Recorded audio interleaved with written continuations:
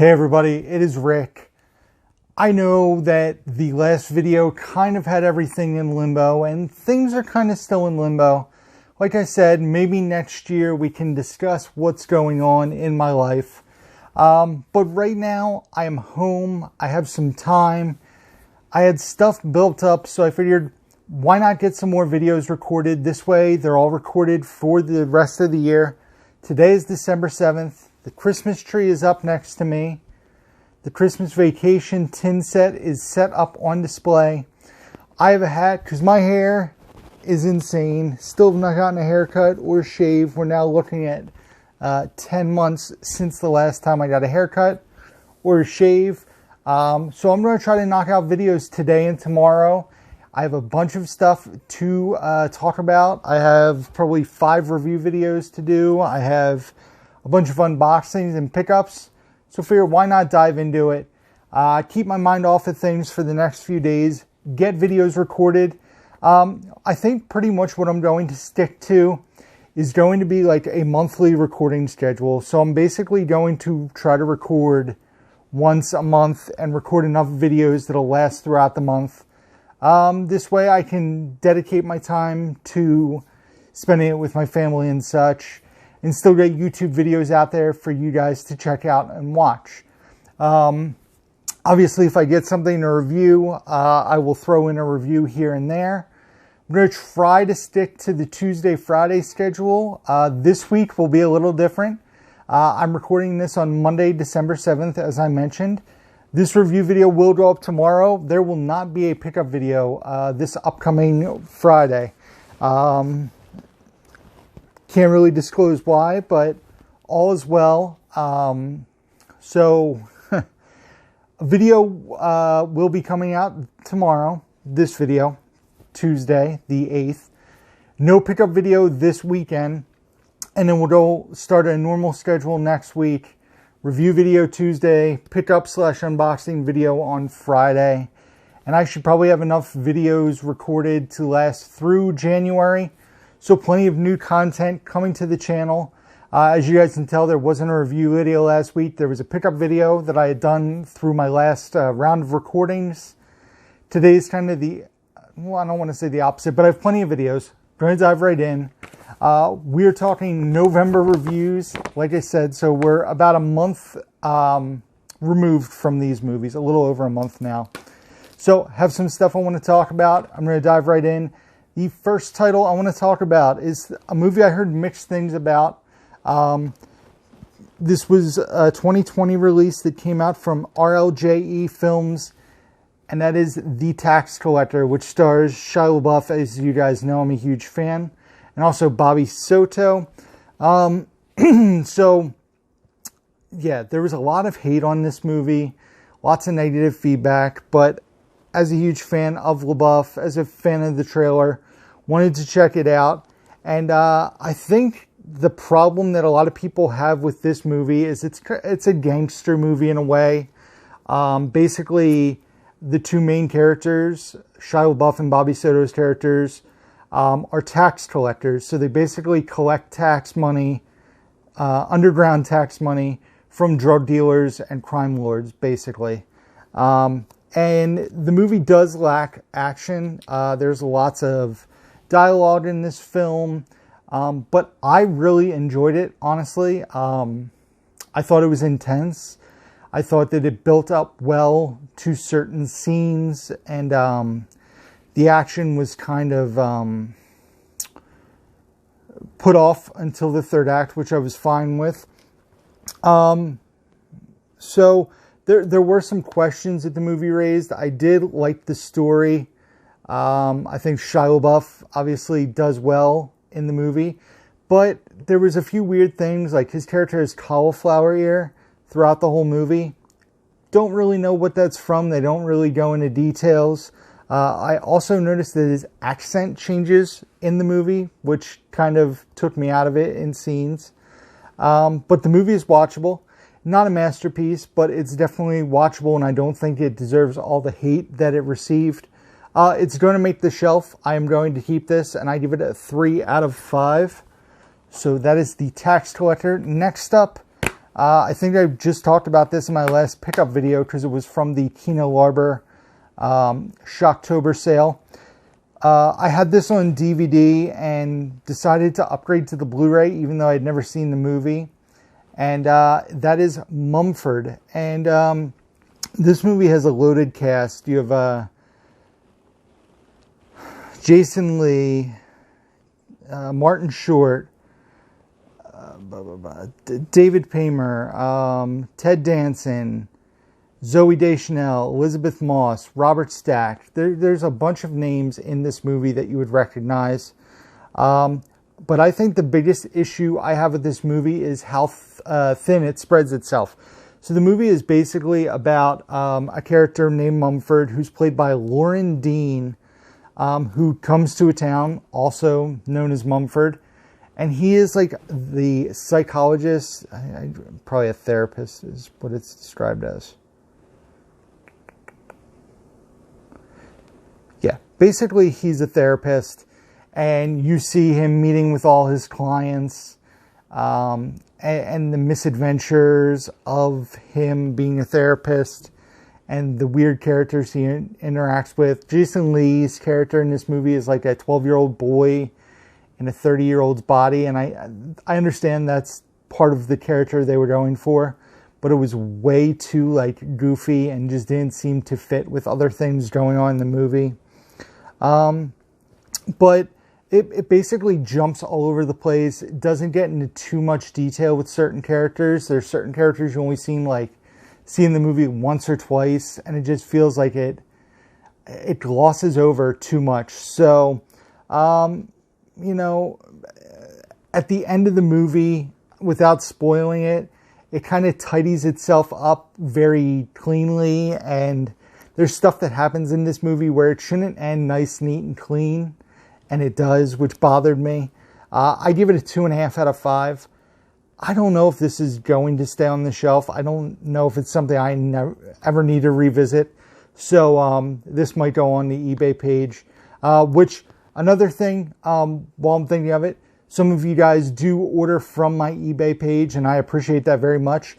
I'm taking 2 weeks off from eBay. Not going to fulfill any orders until after those 2 weeks. So if you guys order anything, it's not going to ship till like the week of Christmas. And so yeah, this probably won't get listed until after the first of the year. So... Mumford, not making the shelf. I give it a 2.5 out of 5. It's not horrible, but it's not fantastic either. Next, and these were both Hat movies, movies out of the Hat.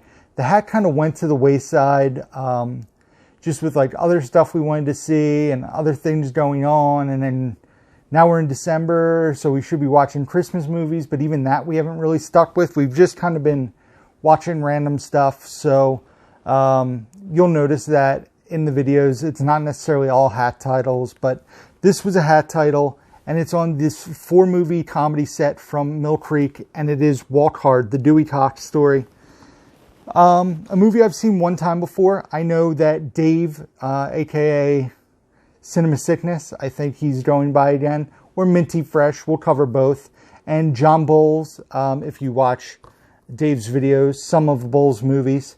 Both love Walk Hard. They sing along to the entire soundtrack. I've only seen the movie once and personally didn't remember really enjoying it. However, Bridget had never seen it. We were looking for a comedy to watch. Happened to pick Walk Hard out of the hat. So we checked it out, and the cast is absolutely amazing in the movie. Obviously, John C. Reilly is the lead. Jenna Fisher, Tim Meadows, Kristen Wiig, tons of cameos, and it's basically a rock and roll biopic mockumentary of Walk the Line, which I had seen since watching Walk Hard initially. So I was hoping that I would enjoy that a little more.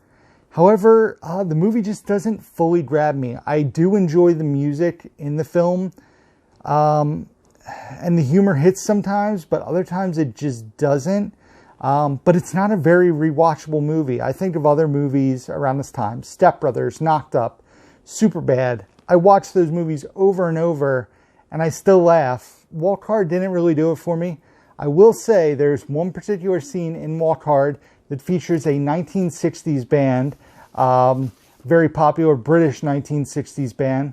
And that scene is my favorite of the movie. The funniest part, the casting of the 4 members of said band is the highlight of the movie. Really well done. Other than that, though, for me, this set really boils down to me wanting to own Fired Up. Balls Out, Gary the tennis coach with Sean William Scott, I remember being awful. Brother Solomon was horrible. Walk Hard is not horrible. But it's not something that I need to revisit. I gave it a 3 out of 5. I think I was being kind of nice there, personally, for me. So 3 out of 5 for Walk Hard. Some of you guys probably enjoy it a lot. Not something that I, myself, was a huge fan of. Next up, I do not physically have it, but we watched Searching for Bobby Fischer on Vudu, a film that I had never seen before. It's been on my radar for quite some time, and wanted to watch it. So the movie tells the true story of Josh Waitzkin, I believe is his name, and how his parents discover that he's basically a chess prodigy. The movie is very intriguing. I myself do not know how to play chess. I've never really played chess. I was a checkers player when I was younger, but do not know how to play chess. But it's very intriguing to watch the mind of how a chess player's, or I'm sorry, intriguing watching how the mind of a chess player's mind works. I don't think I said that sentence right. It's intriguing to watch how his brain works as a chess player is what I want to say. It's also, I'm looking at my notes, so I keep looking down. I'm sure you guys know this. It's a very intriguing story about, what's important to some players and how life doesn't necessarily need you to be consumed with chess. You can have other interests as well. And it's definitely something I enjoyed watching. I give it a 4 out of 5. Thought it was very well done. Like I said, I watched it on Vudu. I own it on Vudu. So it was in HD on there. I think it's only been released on DVD, if I'm not mistaken. But Vudu has it HD. So I think I got it for free when they did those 80s movies at Walmart. And you could get 2 free movies with the bonus code. Somebody sent me a few codes and I got that along with Private Parts before it was available on Blu-ray because it wasn't on HD, and a few other movies. I want to say Witness because it's been on my wish list for a while on Blu-ray, and something else. But yeah, I checked it out. I really enjoyed it. 4 out of 5, Searching for Bobby Fischer. Next up, a first-time watch for me.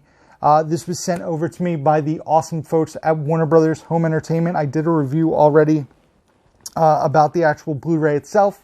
Let's talk about the movie, and that is Bill and Ted Face the Music. If you guys know my history with Bill and Ted, I absolutely love the first film, Bill and Ted's Excellent Adventure, and I absolutely despise the second film, Bill and Ted's Bogus Journey. I think the first movie is so funny, enjoyable, rewatchable, and the second movie, except for the one scene in the movie where they play the games with death, that is the highlight of the movie. The rest of the movie just does not do it for me. I think it's boring. I don't think it is funny or clever. That is my personal opinion. I know some people really love the second film. So Bill and Ted Face the Music, had high hopes for it, was excited to watch it. And I was even more excited when I saw that Samara Weaving was playing Alex Winter's daughter in the movie, Bill's daughter. So this movie was fun. It was actually pretty family friendly. It's rated PG-13. There's a little bit of language, but RJ watched it with us. He enjoyed it quite a bit. I will say that Bridget Lundy Payne, who plays Ted's daughter, Keanu's daughter in the movie, was the big standout of the film. I thought she was highly entertaining. Also, I enjoyed Kristen Shaw, who has her character has a very special part as she's related to a character from past Bill and Ted's movies. And she was really funny. And also the robot in the movie, who I didn't write, who is played by, he's on Barry. He plays one of the bad guys on Barry. So yeah, I enjoyed the movie quite a bit. I thought it was really funny. The first 20 minutes were a bit slow, but after that, it motors right along. It's only 90 minutes. So You know, I would personally rank the franchise Excellent Adventure, Face the Music, Bogus Journey. So that's me personally. I give it a 3 out of 5. It is definitely a fun watch. If you guys haven't seen it, highly recommend you check this one out. Bill and Ted's Face the Music. Check it out, 2020. It's great to see new movies. I've also been catching up on old movies and rewatching stuff. Speaking of rewatching, we were looking for something fun to show RJ. Something that I thought he would like, something he'd never seen before. So we decided to show him Scott Pilgrim vs. the World. I love this movie. I think it is one of Edgar Wright's best. Right up there with Baby Driver.